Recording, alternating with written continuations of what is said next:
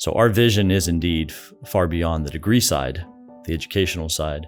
It's a way for people of all ages to engage in this lifelong process of being conformed to the image of Christ, exerting dominion on creation and creating flourishing, our human flourishing in our communities. This needs to be more in the tradition of the Beit Midrash of the Jewish synagogue, the forum, the Greek forum. This is the place, the local community is the place in which souls are formed. I hope it's not just nostalgic looking back. There's a little bit of a Wendell Berry prophetic voice in this, but I hope it's not just the whiff of nostalgia. I hope it's looking forward as we feel this almost change of an epoch. We all feel kind of Middle Earth shifting under our feet.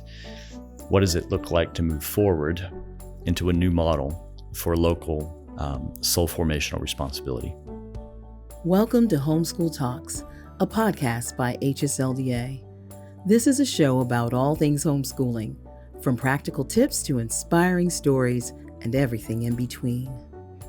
You can find show notes for this episode along with our other Homeschool Talks conversations at hslda.org/podcast. And if you want to be the first to know about new episodes as well as upcoming guests and topics, sign up for our email list using the link in the show notes. We're so glad you've joined us today, and we hope you enjoyed the program. Here's your host, Jim Mason. Hi, I'm Jim Mason, president of Homeschool Legal Defense Association, and this is another episode of Homeschool Talks, where I talk to interesting people about things they're doing in the world of homeschooling. Today, I'm joined by Dr. Nicholas Ellis. Dr. Ellis has founded and led various organizations around the world. He studied at the University of Oxford and is now the founder and CEO of Christian Halls. Thank you for joining me today. May I call you Nick? Please do, Nick. It's great to be here. Well, Nick, the first question that comes to my mind is, what in the world is Christian Halls? Yeah, that's good. Well, I'll give you the short answer and then I'll give you the long answer. The short answer is we are building a large international network of small micro colleges. And we have partnered with about a dozen universities. We have about 500 degree programs from dual credit, bachelor's, master's, PhD, and now a line of skilled trades. And our concept is to return the formational space of that post-secondary study side back to local communities.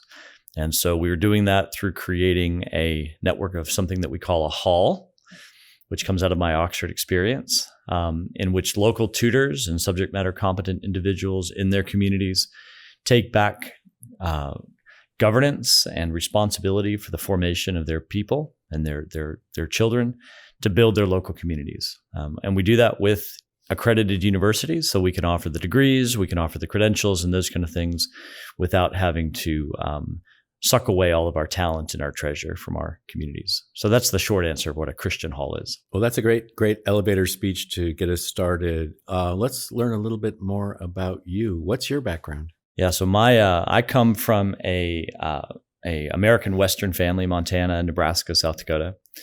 Long line of Anabaptist and Mennonite families. My parents then moved to Brazil when I was 12. We had homeschooled from the 1st through the 12th grade in Texas when my dad was at seminary. And then we went to Brazil, to the North Amazon. And mom had the choice to either send us away to boarding school, which is what most missionary families did at the time, or to homeschool. And she made the decision to bring in a full shipping container of all the classical great books. And she said, you're going to get the privilege of studying through the greats, and then the afternoons will be filled with fishing on the Amazon and all sorts of great adventures that we had as kids. And so grew up doing that, and then from there left for university and studied classics and linguistics in Jerusalem, in Germany, here in the States, and then ended up getting my master's and my doctorate at the University of Oxford. We have 5 kids, Laura Lee from Tennessee, my darling wife, and now we live in West Texas in Midland. And I imagine you're a homeschool dad as well? Yes, we have 5 kids. They're all homeschooling. And what's your homeschool dad experience like? Yeah, well, we do a lot of travel. So we had started in Brazil. One of our big missions there was decriminalizing home education and classical education. And so that was a big push across the Brazilian context. We work closely with Kevin at HSLDA and other fine staff members at your organization to protect our families in Brazil. So we've started over 300 of those homeschool co-ops and learning communities across Brazil. We started a publishing house called Classical Press Brazil. And so we do a lot of work there. We have about 1,100 people on payroll across the Brazilian context. And so we travel with our kids. That would not be possible if we were in traditional educational contexts.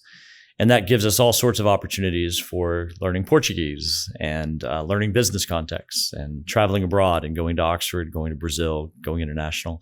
So we tend to have a very fluid family dynamic with our kids. And homeschooling has just opened the doors for us to do that kind of family-based formation. You mentioned that the name of your new business, the Christian Halls, came from your experience at Oxford with Oxford Halls. Let's talk about that a little bit more. That fascinates me.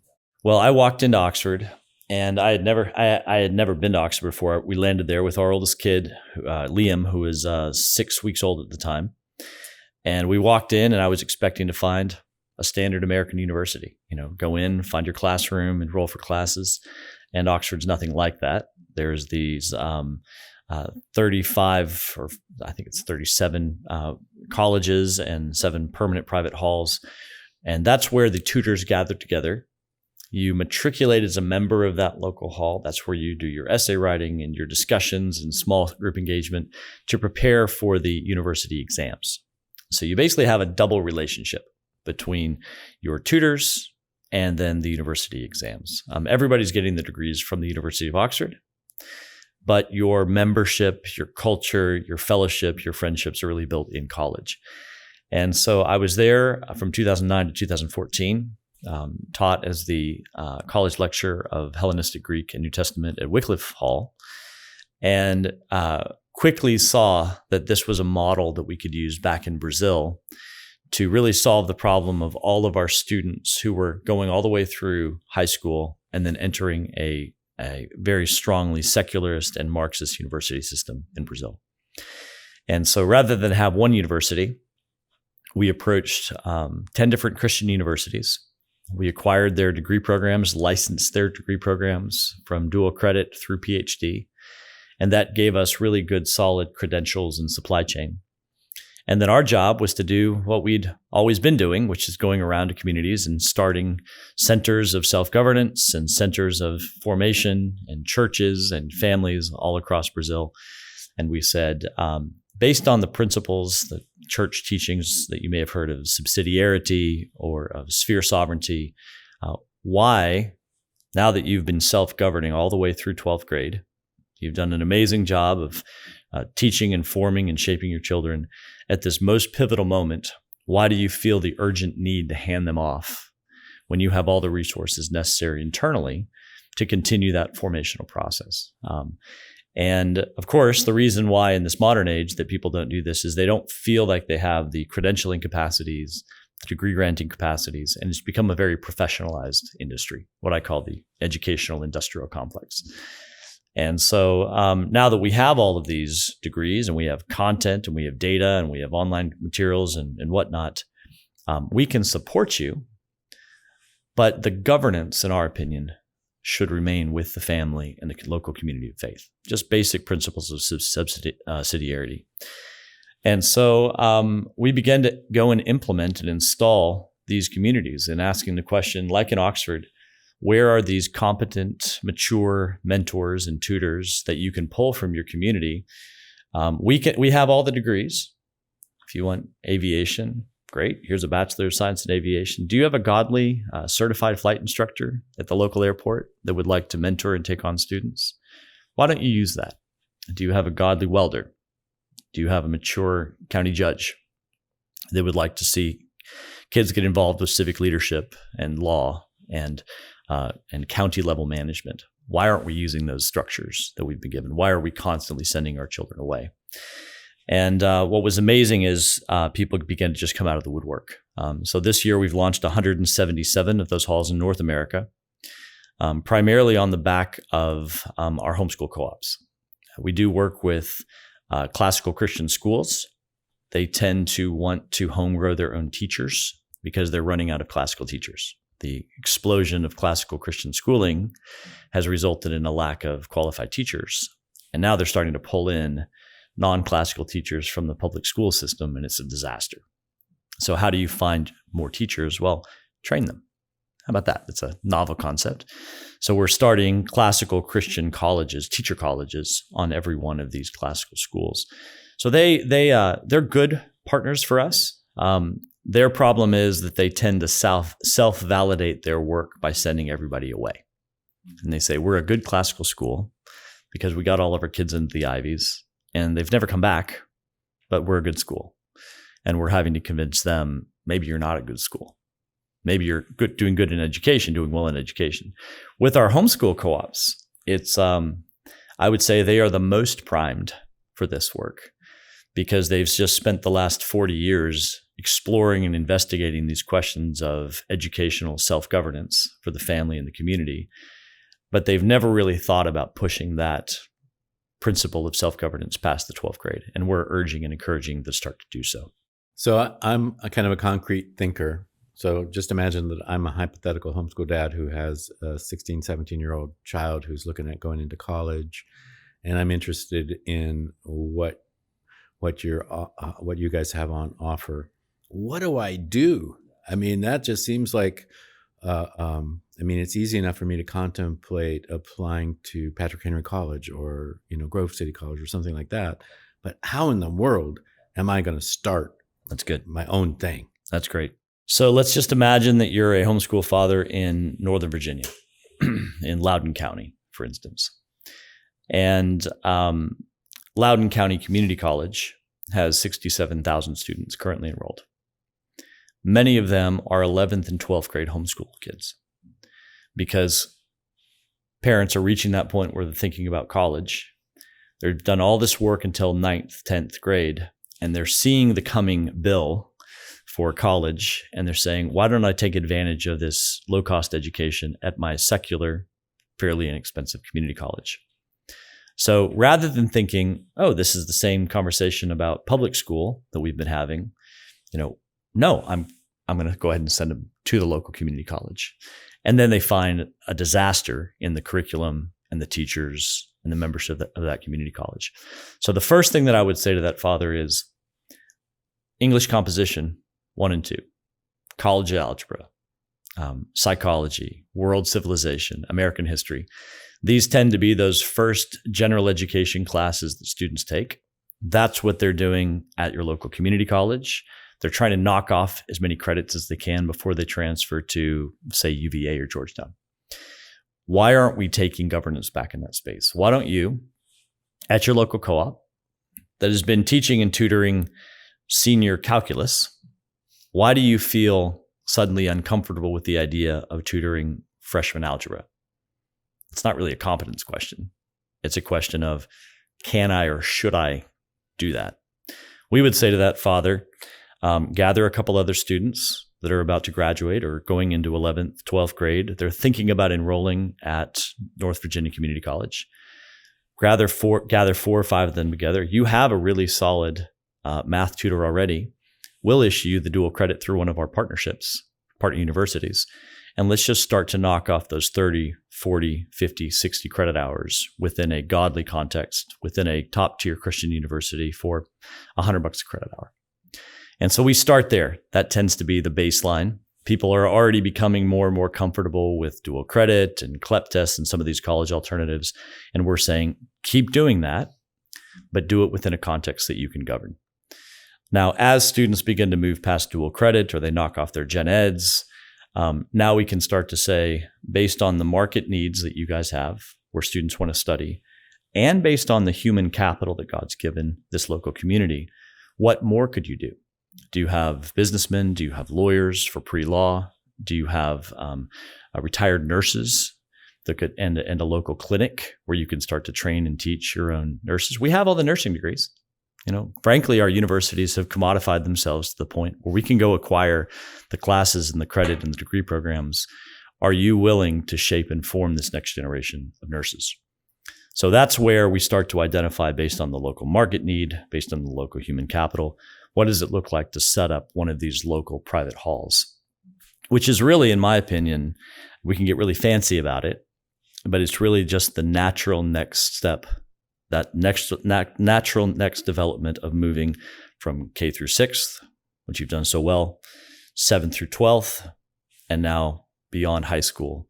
Why would we give over governance of that formational space? So my daughter, who is 17, wants to become a nurse. Excellent. And to become a nurse, this is hypothetical. None of my daughters are 17 anymore, okay. Sadly. Sadly. But hypothetically. Your granddaughter. Yeah. But to be licensed, she has to have a degree from an accredited school. Excellent.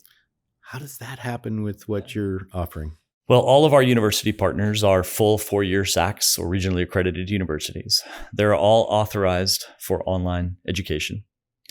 And so what we're doing is we're creating a partnership between those online universities that have full accreditation. They have state licensure. They've already done all of this kind of heavy institutional lifts. We're just wanting to see that return to a local context where these students can be shaped and formed within their own community. So what, can you give us some examples of some of the partner universities that you're working with? Certainly. So Southeastern University in Florida is a great partner for us. They cover all of the humanities. They have a great nursing program, business, civics. We do a lot of work in civics with them because we'd like to see our local judges and our local public administrators and our mayors be formed and shaped both within their community and within the faith, and then deployed back to their local communities. And so Southeastern has been a really great partner in the kind of design space. What are the things that we need to go after? Colorado Christian University has been excellent for us. William Jessup has a fantastic general education program and a very good and interesting specialization in criminal justice. Because we're finding at the local county level, as we come in and we ask, what could we do? How could we enter into a civic design space with you? What does your county need? They typically start with, well, we need a really good little JUCO, to keep kids for another couple of years. We need a good trade program, maybe a business program, a nursing program. And then the sheriff enters the office or enters the room and says, do you have anything in criminal justice? Because I'd like to shape and form my own deputies. I'd like to lean into them, disciple them, keep the kids here instead of laterally hiring from the big town, and hopefully disciple them so that they don't end up divorced and alcoholic by the time they're 35. William Jessup has a really excellent criminal justice program that we can use to design into those specialty spaces. Gordon Conwell Theological Seminary, more on the theological, biblical side. Union School of Theology out of the UK as well, for undergraduate through PhD in Bible and theology.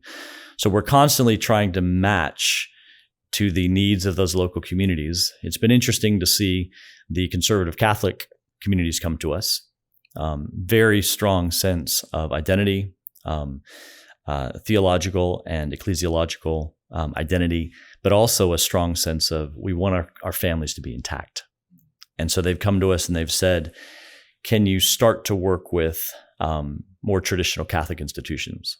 And so we're creating a sub-brand called Campion Halls, which is there to really come out and support what does a traditional Catholic formation look like, and what are the institutions that we should be working with. And so our job is to really serve that local client, which is that local community, and what are the kind of programs and institutions that we can come in to support. Again, this principle of subsidiarian, theology. How do we support that most foundational of social structures, which is the family and the community of faith, through these institutions that match into their needs? So you have said that we live or are raising a generation that is saturated in data, but lacking in wisdom. Yes. How does that motivate you to do what you're doing now? Yeah, that's a great question. It is a fascinating moment that we've never had a generation that is more access to content and data really in the history of the world. Data access, knowledge access is no longer our problem. And so why, when we look around, do we see foolishness everywhere that we look? And really, I think that a lot of that is coming down to we have vacated from our communities the natural multi-generational transfer of wisdom from one generation to the next by basically sidelining our elders.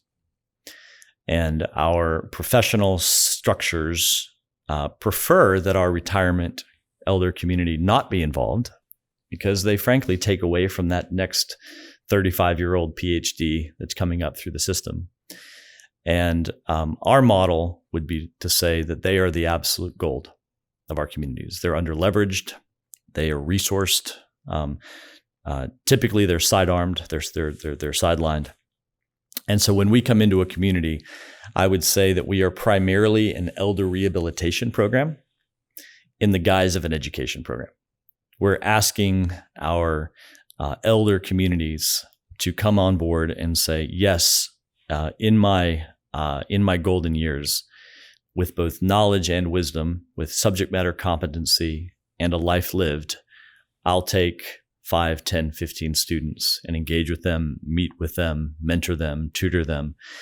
And as a result, with our model, despite having all of these educational assets and resources, ironically enough, we refuse to put our students online by themselves. And so you, the local community, if you're willing to self-govern in this space, you can unlock access to all of these degree programs, certifications, trade certifications, but we refuse to enroll students by themselves. And so that's really what we're trying to do. We're trying to motivate, stimulate, and incentivize local mentorship in the community because we believe that the solution to our current civic decline rests in the wisdom of the last generation. And so how do we build that into our structures for community-based self-governance and formation? So this is more than just sort of an educational vision. It's more of a lifetime community building through equipping kids to be able to learn the things and skills they need, but it's bigger than that, yeah? It's really entering into community-based design. We are leveraging on education, which is a current cultural commodity that people value. And we've said, great, we'll use those structures. But if kids just come out with a degree, we failed. And so really this is an attempt at providing community-based civic design that says, how do you take and shape lifelong formation?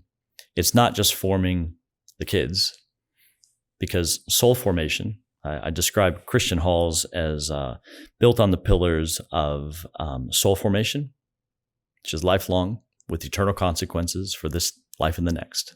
So education is fundamentally soul formation, self-governance, this principle of subsidiarity, that we are here to, the lowest common denominator should be the group that is saying, how do we shape and form those souls?